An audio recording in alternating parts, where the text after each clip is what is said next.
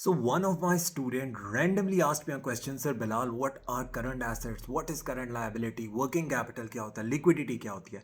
तो ये वीडियो मैं इसके लिए बना रहा हूँ कि आपको एक्सप्लेन करूँ कि करंट एसेट्स और नॉन करंट एसेट्स में फ़र्क क्या है, करंट एसेट्स होते क्या हैं और how to link current assets with liquidity and working capital. देखो यार, करंट एसेट्स वो एसेट्स होते हैं जिनसे आप economic benefit with in 1 year ले लेते हो, जो 1 साल से ज़्यादा जिनका बेनिफिट उस तरह से लास्ट नहीं करता। 1 साल की टाइम लिमिट दी जाती है और जो उसके अगेंस्ट होते हैं वो होते हैं नॉन करंट एसेट्स, जिनका बेनिफिट आप 1 साल से ज्यादा अरसे तक जो है वो ले सकते हो। हाँ, वो अपनी वैल्यू लूज जरूर करते हैं थ्रू डेप्रिसिएशन, बट बेनिफिट फिर भी उनका चलता रहता है, जो भी उनकी यूजफुल लाइफ होती है।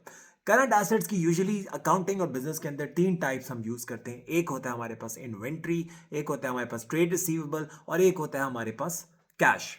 पहले बात करते हैं ट्रेड रिसीवेबल की। ट्रेड रिसीवेबल्स के लिए हम दूसरा नाम यूज करते हैं डेटर्स का। अब ट्रेड रिसीवेबल्स की गेम ये होती है कि जो भी चीज आप क्रेडिट पे सेल करते हो, उधार पे बेचते हो, जाहिर है उस बंदे से आपने पैसे रिकवर करने होंगे, और जब आपने उस बंदे से पैसे रिकवर करने होंगे तो वो कैश जब आपके पास आएगा तो आगे आप पेमेंट्स करोगे। तो बहुत सी कंपनीज की ये प्रायोरिटी होती है कि वो जल्दी से जल्दी जिन लोगों से आपने उधार पे चीजें बेची हुई हैं या आपने क्रेडिट पे सेल की हुई है, वो पैसे जल्दी से जल्दी रिकवर करो। अच्छा, अब इसके अंदर एक हर्डल है।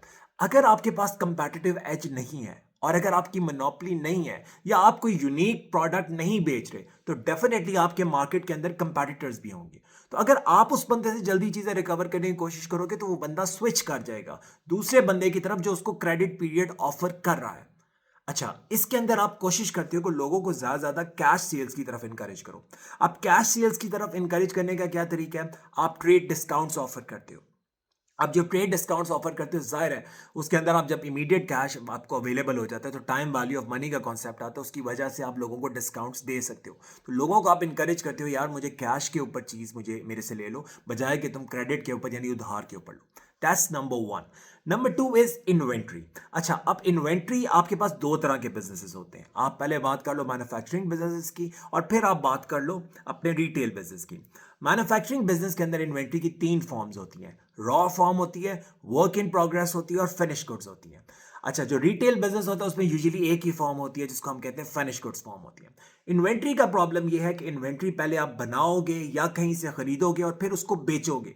तो जब तक बेचोगे नहीं तब तक आपके पास पैसे नहीं आएंगे। अच्छा, आप इन्वेंट्री मैनेजमेंट में आपका टारगेट ये होता है कि जल्दी से जल्दी अपनी इन्वेंट्री को सेल करो। अगर सेल नहीं कर पाओगे तो आपकी नंबर वन होल्डिंग कॉस्ट बढ़ेगी। जाहिर है इन्वेंट्री को जिस जगह पे रख रहे हो उसकी मेंटेनेंस कॉस्ट, जिसके अंदर सिक्योरिटी आ जाती है, हीटिंग एंड लाइटिंग आ जाती है, इंश्योरेंस आ जाती है, वो सारी कॉस्ट आपकी बढ़ेंगी। ठीक है, और उसके साथ रिस्क ऑफ ऑब्सोलेसेंस, आपकी इन्वेंट्री हो सकता है इररेलेवेंट हो जाए। नई टेक्नोलॉजी से स्पेशली जो टेक्नोलॉजिकल गुड्स होती हैं वहां इन्वेंट्री आपकी इररेलेवेंट होने का चांस होता है।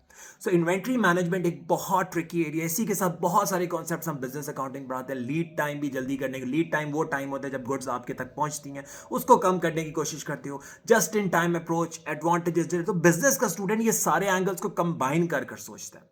अच्छा, थर्ड चीज जो आप मैनेज करते हो वो होता है अपना कैश। कैश दो फॉर्म्स में आपके पास पड़ा होता है। एक होता है कैश इन हैंड जो आपने अपनी कंपनी के अंदर रखा होता है, और एक आपके पास पड़ा होता है बैंक के अंदर पैसा। अच्छा, जितना ज्यादा आपके पास कैश होगा वो उतने ही जल्दी आप अपनी जो करंट लायबिलिटीज, अब मैं लिंक कर रहा हूं वर्किंग कैपिटल और साथ ये जो रेशियोज है उसके साथ। तो इनका टारगेट क्या होता है? आपकी जो करंट लायबिलिटीज होती हैं, पहले हम करंट लायबिलिटीज पे बात करेंगे और फिर उसको लिंक करूंगा। करंट लायबिलिटीज वो लायबिलिटीज होती हैं जो आपने विद इन 1 ईयर सेटल करनी होती है। यानी जिस तरह आप लोगों को उधार के ऊपर चीज बेच रहे हो, उस तरह आप लोगों से उधार के ऊपर चीज खरीद भी रहे होगे, क्रेडिट पे खरीद रहे होगे, तो वो आपकी क्या बन जाती है? Trade payables. वो इमीडिएट पेमेंट मांग रहे होते हैं। जो भी पेमेंट पीरियड होता है उसके अंदर अंदर आपने उनको पेमेंट करनी होती है। अगर आप नहीं करोगे तो आपके ऊपर इंटरेस्ट चार्ज करेंगे।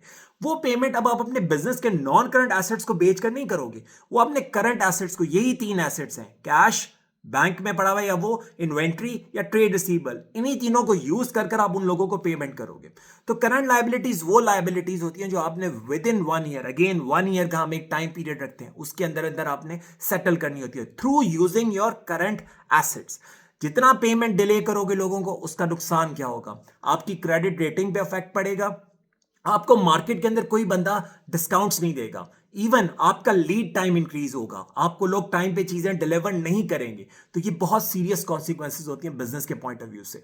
अच्छा, फिर आपके पास एक और चीज आती है बैंक ओवरड्राफ्ट। अगर आपके साथ बिजनेस के बैंक के साथ अच्छे रिलेशनशिप्स हैं, वो कैसे होते हैं उस पर हम बाद में बात करेंगे। अच्छा, तो अच्छे रिलेशनशिप है तो बैंक कई दफा आपको ऑफर करता है एक्सटेंडेड क्रेडिट। आपके अकाउंट में पैसे नहीं भी हैं तब भी बैंक आपकी ट्रांजेक्शन्स को होल्ड नहीं करता। तो ये जितनी मैनेजमेंट है, managing your current liabilities through your current assets, इसको हम वर्किंग कैपिटल मैनेजमेंट भी कहते हैं। अच्छा, इसके अंदर इसी से लिंक्ड दो रेशियोज होती हैं जिनको हम कहते हैं लिक्विडिटी रेशियोज, जिसके अंदर आपके पास आ जाती है करंट रेशियो और दूसरी आती है क्विक रेशियो। करंट रेशियो में आप इन्वेस्टर्स को, उसके ऊपर मैं अलग से वीडियो बनाऊंगा, ये अब लंबी वीडियो होगी, इसको आप देखो। कभी मैं आपको करंट रेशियो और एसिड टेस्ट रेशियो, जिसको हम क्विक रेशियो भी कहते हैं, उसके ऊपर भी इंट्रोडक्शन दूंगा। मेरे से क्वेश्चन ये पूछा था, इट वाज वेरी रेलेवेंट, आपके एग्जाम्स आने वाले हैं, तो मैंने सोचा एक लंबी वीडियो बनाकर आपके साथ शेयर करूं। आप इसको देखें and you can send me messages in my inbox and ask me any further question. I keep on making these kind of videos. These videos are without any editing, तो ये ऐसे ही आया करेंगी और आपको हेल्प करेंगी आपके कोर्स के अंदर। Thank you.